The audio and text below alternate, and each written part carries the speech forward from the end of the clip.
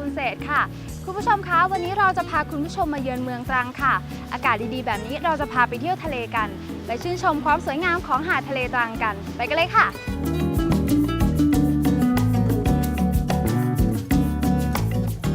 จุดเริ่มต้นของเราวันนี้อยู่ที่หาดราชมงคลหาดทรายที่มีความโค้งเว้า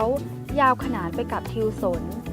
มีเขาเล็กๆกั้นหาดออกเป็นสองส่วนหาดนี้เงียบสงบและร่มรื่นมาก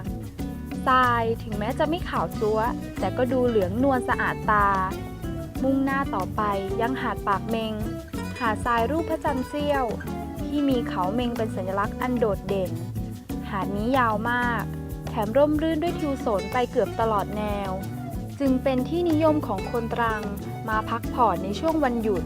เพราะฉะนั้นจึงมากมายด้วยร้านอาหารบ้านพักทัวร์พาเที่ยวทะเลหาดทรายที่นี่ไม่ขาวและละเอียดมากนักแต่ด้วยบรรยากาศอันร่มรื่นทัศนียภาพอันสวยงามจึงไม่อาจผ่านเลยและที่นี่ในเวลาน้ำลงหาดจะกว้างมากและทรายก็จะแน่นจึงเหมาะกับการทำกิจกรรมสนุกๆบนหาดทรายต่างๆค่ะคุณผู้ชมคะที่ทะเลตรังปลายทางของเมืองท่าแสนไกลอดีตมีตัวตนของทะเลและหมู่เกาะมากมายที่รอการไปเยี่ยมเยือนของคุณอย่างไม่เคยเปลี่ยนแปลงเลยละค่ะอย่าลืมนะคะไทยเที่ยวไทยแล้ววันนี้เวลาของรายการเราก็หมดลงแล้วเที่ยวทั่วไทยลาไปก่อนสวัสดีค่ะ